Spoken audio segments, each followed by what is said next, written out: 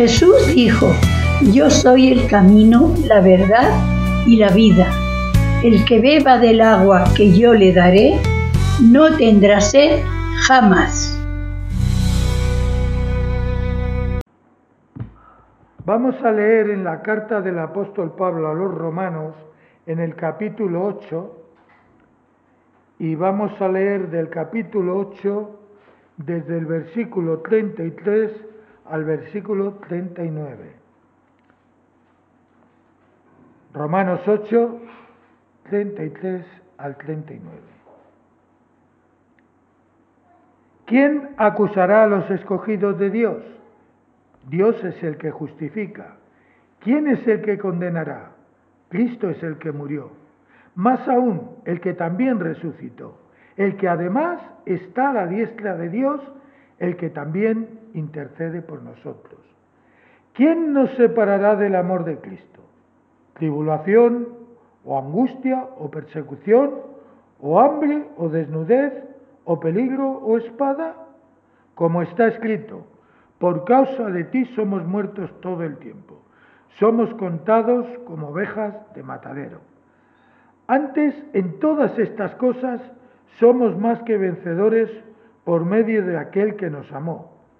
Por lo cual estoy seguro de que ni la muerte, ni la vida, ni ángeles, ni principados, ni potestades, ni lo presente, ni lo porvenir, ni lo alto, ni lo profundo, ni ninguna otra cosa creada nos podrá separar del amor de Dios que es en Cristo Jesús, Señor nuestro. Amén. Vamos a orar. Señor, te damos gracias porque tu amor es algo incomparable. Tú eres amor, pero tú, Señor, eres tan paciente, tan generoso, tan lleno de misericordia que no lo podemos entender. Señor, te damos las gracias por ello y pedimos que bendigas esta semana que comenzamos en el día de hoy. Gracias porque tú estás a nuestro lado y siempre lo estarás hasta el fin. Bendito sea tu nombre, Padre. Amén. ¿Podéis sentaros?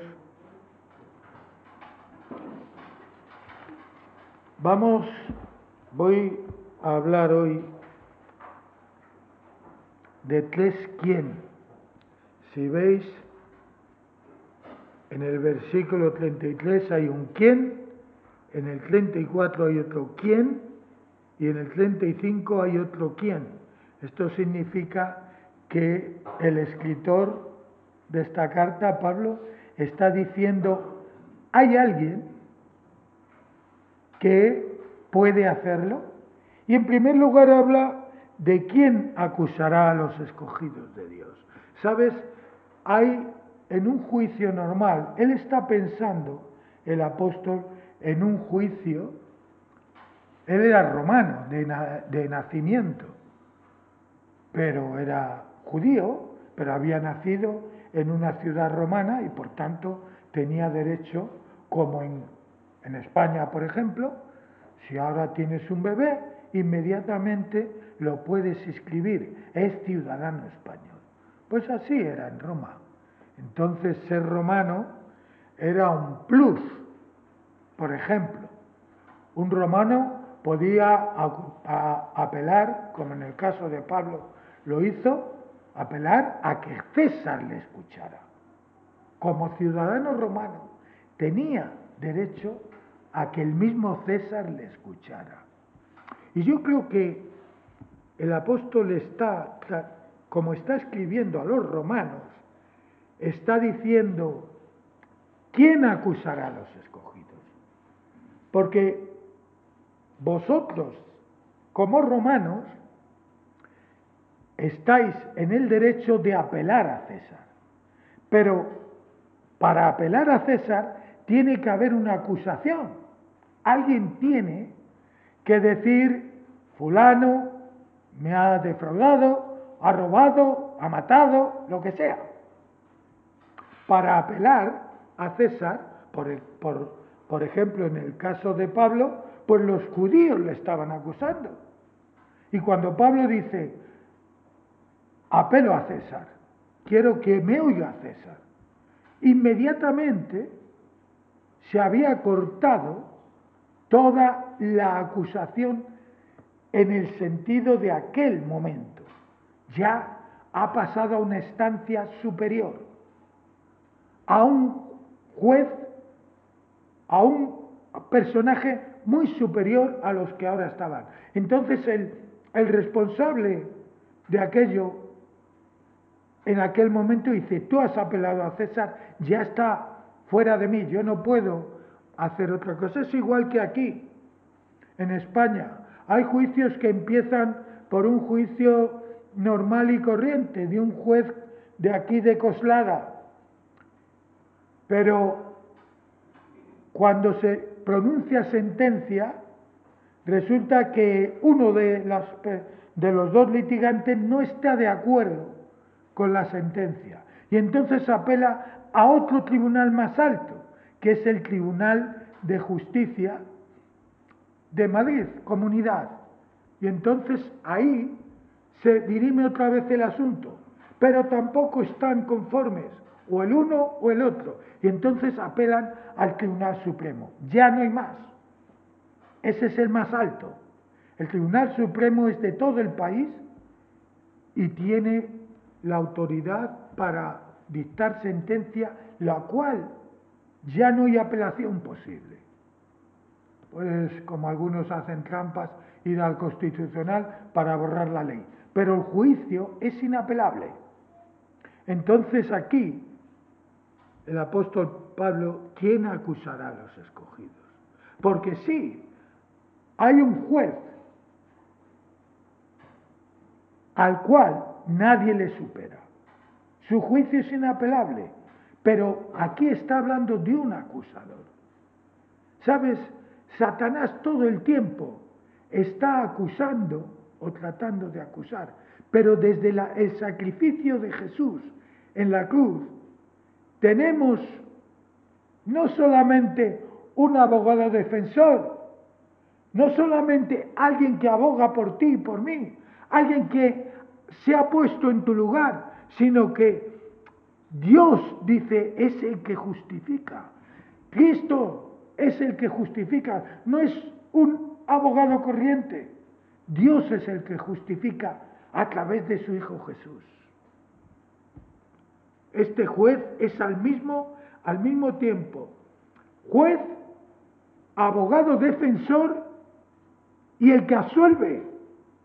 Dios es el que justifica, está diciendo, Dios ha dictado sentencia y la sentencia es inapelable. Inocente. No inocente porque lo eres, sino inocente porque Cristo te lo ha hecho. Te ha hecho inocente. ¿Quién acusará a los escogidos de Dios? Nadie puede hacer nada. Todo está hecho. Por eso Jesús dijo, todo está hecho, todo está consumado. Todo está perfectamente diseñado y ejecutado. Nadie puede, ante el tribunal de Dios, acusar a ninguno de los escogidos. A los escogidos. Nosotros hemos decidido seguir a Cristo, pero dice la palabra de Dios que Cristo, Dios lo sabe todo, sabía que tú le ibas a escoger a Él, y Él te escogió. Sabía, sabe, como sabe lo que pasará, no sé, ponte una fecha a la que quieras, seguramente Él viene antes, pero ponte dentro de 20, 50, 100 años, 1000, 5000, da igual. Para Dios el tiempo no tiene ningún valor. No es posible acusar al que ya está o ha sido declarado inocente. Hay otro quién. ¿Quién es el que condenará? Porque sí, en un juicio se produce una sentencia y con la sentencia, y la sentencia deriva en condena. Hay que poner una pena. dice, ¿quién es el que condenará? Si Cristo ya murió y murió por ti, ¿cómo vas a condenar a alguien que ya ha pagado? La sentencia, por muy alta que sea, no puede ser mayor que la muerte. No puede. Porque con la muerte todo lo demás queda fuera de lugar. Tú tienes mucho dinero, pero cuando mueres no tienes dinero. Tienes muy buena salud, pero si te mueres tampoco tienes salud. Eres muy simpático o simpática, pues si te mueres ya se te queda cara de acelga. Sí, las cosas como son. A la gente la decoran, pero un muerto es un muerto. Tienes una gran capacidad de empatía, pero ya no tienes empatía. Por eso dice, ¿quién es el que condenará? Si ya está fuera de juego del juicio, ya no juicio porque Cristo es el que murió. Pero dice más aún, el que también resucitó, el que además está a la diestra de Dios, el que también intercede por nosotros. ¿Sabes lo que significa la palabra interceder? Hablar en favor de alguien, pero yo puedo hablar en favor de alguien y no tener la capacidad de cambiar la situación. Esto pasa, ¿verdad? Hay veces que hablas de, hombre, pues yo creo que pero la otra persona está encerrada. No, tiene que pagar y tú no puedes hacer mucho. Pero aquí sí, porque Él intercede en favor sabiendo que su muerte, su resurrección y estar en el lugar de autoridad a la diestra de Dios Padre son inapelables, imposibles de que esa sentencia, de esa acusación, mejor dicho, llegue a nada positivo. Nadie puede condenar a los escogidos de Dios porque es Dios mismo en Cristo el que ha pagado el precio. ¿Quién nos separará, otro quién, del amor de Cristo? Sí, porque, queridos hermanos, ahí sí que el enemigo trabaja, ¿eh? Estás perdiendo el tiempo, eres un iluso, te han engañado, etcétera, etcétera, muchas cosas que vienen a tu mente y te bombardean, y el vecino, y el amigo, el otro. Eso es cosa del pasado. Pero fíjate, ¿quién nos separará del amor de Cristo? Tribulación, angustia, persecución, hambre, desnudez, peligro. Pero dice que en estas cosas, y el que lo dice es un hombre que ha pasado por todas estas cosas. Hay una lista de dificultades, si quieres la lees, en la segunda carta a los Corintios, en el capítulo 11, del escritor, del mismo escritor de Romanos. Hay una lista tremenda, azotes, persecuciones, cárcel. Es una lista que agobia. ¿Cómo este hombre ha podido pasar por todo esto? ¿Cómo este hombre no ha tirado la toalla? O por lo menos ha apartado a un lado. Que me tienen fichado en cuanto que me muevo. Ya están detrás de mí. Pues él dice, en estas cosas, y está hablando sabiendo de lo que habla. Porque algunos de nosotros no hemos resistido hasta la sangre, hermanos. Seamos sinceros. Algunos de nosotros vivimos en una sociedad garantista con sus defectos y sus problemas, pero en una sociedad que puedes decir, oiga, que eso está mal, a pelo. Me está usted juzgando mal. Y sobre todo no hay esa capacidad de hacer daño físico. Algunos no hemos resistido nada. Dios nos preparará cuando sea el momento, si viene el momento. Estamos en una sociedad diferente, pero hay hermanos cristianos en muchos lugares del mundo. Mira, una de las iglesias que más crece actualmente es en China, de la Iglesia de Dios. Pero allí está prohibido. Y de vez en cuando, si reciben las noticias de Open Door, pues hay veces que dicen, oye, vamos a llevarnos al pastor y le vamos a tener una temporada a la sombra. Y de paso le vamos a dar un repasito para que las costillas se le encajen bien. Sí. Y no es porque ha hecho nada. Simplemente porque hay que hacerlo, o porque les apetece, o porque el señor que está en el tema o responsable de eso, pues resulta que esa noche ha dormido mal y alguien tiene que pagar el pato. Así es. Este hombre, el escritor de Romanos, Pablo, ha pasado esto y dice, en todas estas cosas somos más que vencedores por medio de aquel que nos amó. Madre mía. O sea, Pablo, me estás diciendo que tú cada vez que te pegan una paliza o te azotan con varas duele mucho, ¿Eres más que vencedor? Pues en ese momento te digo yo que yo no me veo en ese lugar. Pero es que el ejemplo no es Pablo. Porque Pablo era un hombre como tú y como yo, y estaba en la lista de los que tenían que ser de los escogidos de Dios. El ejemplo mayor lo tenemos en Jesús.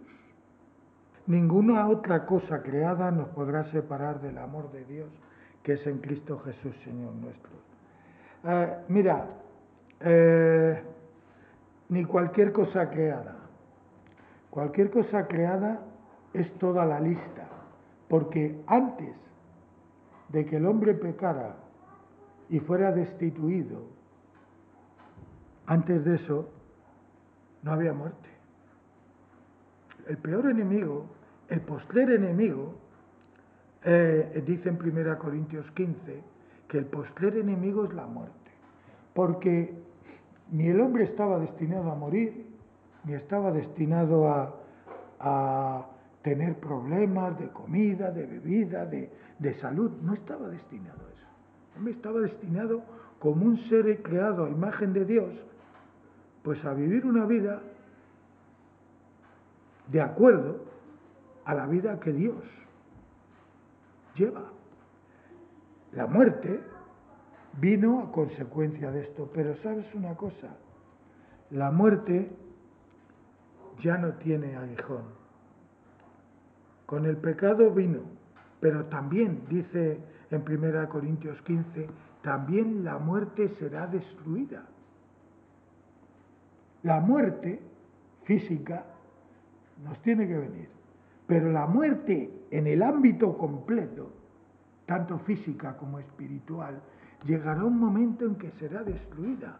Por eso es urgente que la gente acepte a Jesús, porque hay dos tipos de muerte: la muerte física, pero también la muerte espiritual. Esa es la mala, esa es la difícil de llevar, porque esa es para siempre. Esa no tiene ni principio ni fin. La muerte física sí, se para y te paras. Bien, vamos a dejarlo aquí y solamente recordaros esto. ¿Quién acusará a los escogidos de Dios? Dios es el que justifica. ¿Quién es el que condenará? Cristo es el que murió. ¿Quién nos separará del amor de Cristo? Nadie. Nadie. Ni la muerte ni la vida. Nadie. Dios os bendiga.